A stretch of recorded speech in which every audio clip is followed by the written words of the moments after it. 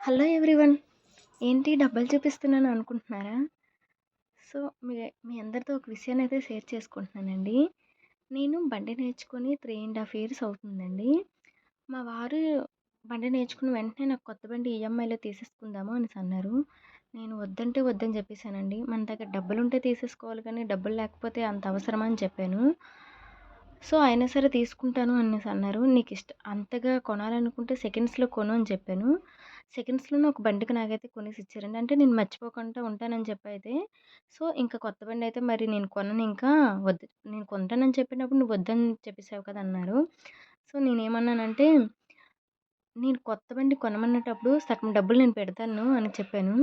అతనిచ్చినవి 3½ years నుంచయితే నేను దాచుకుంటూ, నా pocket money దాచుకుంటూ, నా ఓన్‌గా నేనైతే బండయితే కొనుక్కున్నానండి.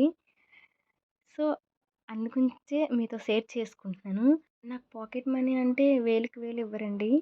సో, 1000, 500 కూడా ఇచ్చే రోజులు కూడా ఉన్నాయి. నేనైతే 3½ ఇయర్స్ నుంచయితే ఇలా దాచుకున్నానండి.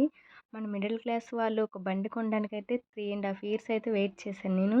ఒకసారి అమ్మాయిలు చూస్తుంటే ఒకసారి ఇలా ఫాలో అవ్వండి. అబ్బాయిలు చూస్తుంటే మీ వైఫ్‌కి ఇలా షేర్ చేయండి. సో, నేను చెప్పిందేంటంటే ఒక బైకే కాదండి, ఏదైనా సరే ఒకరితో ఒక మాట పడకుండా కొనుక్కోవాలనే నా ఓపు అంతేని. సో, ఈఎంఐ అయినైనా ఎవరి దగ్గర అప్పు తీసుకొని కొనుక్కున్నా సరే అది అంత హ్యాపీ అనిపించదు నాకైతే మాత్రం. అలా అని చెప్పి మీతో షేర్ చేసుకుంటున్నాను. సో, మా వారు కూడానండి నా వీడియోస్ అన్నీ చూస్తే మీకు తెలుస్తది మా వారు ఏం జాబ్ అనేసి. Government జాబేనండి.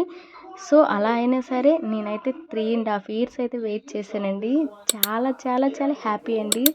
Thank you for watching. నచ్చితే సబ్స్క్రైబ్.